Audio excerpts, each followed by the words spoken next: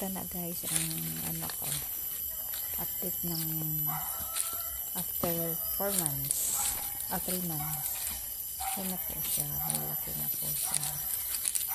Uwi ako, may ano na yan, nag-harvest na ako pag-uwi ko after 6 months. Dali ya, bidyoan to. Ako sakaling makabawi. Baka kaawaan na nila makabawi. Salamat pala sa pinaghirapan ko.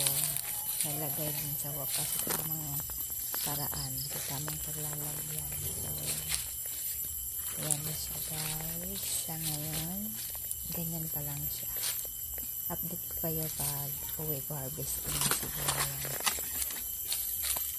Yan. Sipag ng asawa ko dyan, lagi niyang binibisita yan pag wala.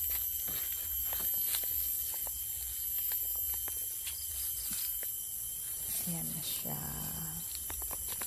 So, malaki-laki na rin.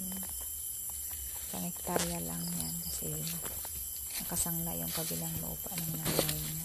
So, yung isang hektarya, dyan ko muna tinendar yung ibang pera ko habang gumagawa pa ako ng bahay. Yan na siya. Di para tapos bahay ko, pero okay lang. Paunti-unti natapos din. Tapos pag uwi ko, may makikita akong pinaghirapan ko sa buhay.